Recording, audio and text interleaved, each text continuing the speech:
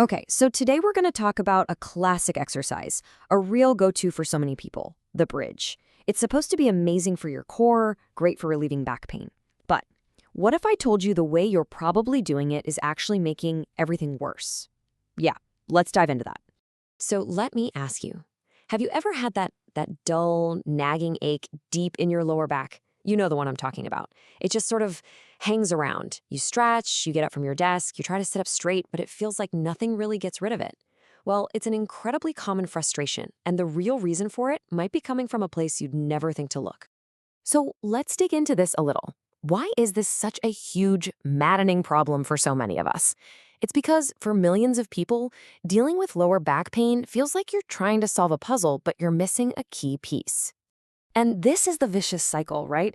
You feel that ache, so you do what you think you're supposed to do. You do some stretches, maybe you lie down and rest for a bit.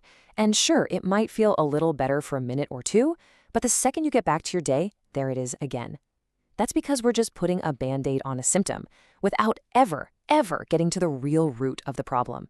And here it is. Here is that missing piece of the puzzle. It turns out for a massive number of people, the problem isn't actually starting in your back at all. The real culprit? It's your glutes. This quote really it hits the nail on the head. We go through the motions of our exercises, right?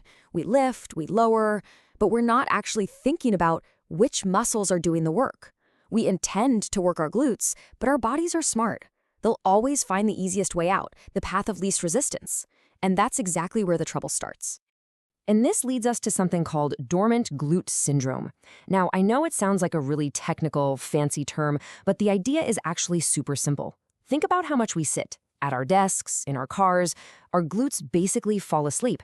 And when they're dormant or just not doing their job, your body has to find help from somewhere else. It recruits the neighbors. And who's the closest neighbor? Your lower back. So your lower back muscles start working overtime, picking up all the slack, and they get tired, strained, and pretty soon you've got that chronic ache.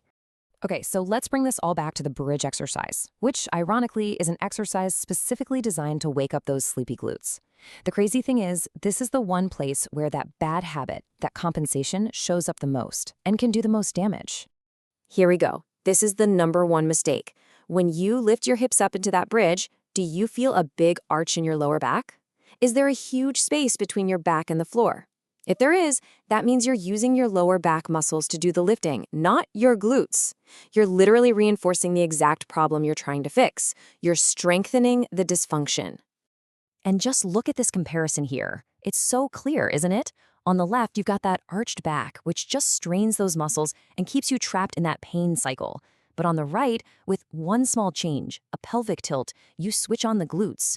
You're not just avoiding pain anymore, you're actively building the very strength that's going to protect your back for the long haul.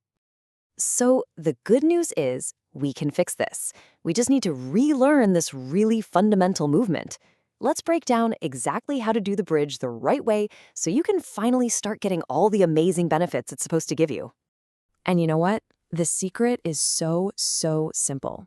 It all boils down to this one little adjustment, a tiny little pelvic tilt. This isn't some huge, crazy movement. It's subtle, it's mindful, but it completely changes the entire exercise. So look at this sequence. You're lying on your back, knees bent. Now, before you even think about lifting, you do that tiny tilt. Just imagine you're gently tucking your tailbone under, trying to press your lower back flat against the floor. Feel that? Good. Then, and only then, do you squeeze your glutes and let the glutes do the work of lifting your hips. The lift comes from your butt, not from your back. Okay, I know that was a lot of detail for one seemingly simple move, so let's boil it all down. What is the most important stuff you need to take away from this and actually use? Here are the big ones. First, just start thinking differently. Your back pain might actually be a glute problem. Second, the next time you even think about doing a bridge, your only mission is to get rid of that arch in your back, period. Third, practice and master that little pelvic tilt. It is the key that unlocks everything. And finally, take this idea into all of your other movements, focused on how you're moving and which muscles are working, not just that you're getting from point A to point B. So I want to leave you with a question to chew on. We've just seen how a really basic exercise like the bridge can actually go so wrong. So it kind of makes you wonder, right? What other simple, everyday movements, like how you stand up from a chair or how you bend over to pick something up, what other things could be reinforcing these bad patterns and causing you pain? Because the body is all connected, and once you start understanding these connections, you can start moving better and finally feeling better.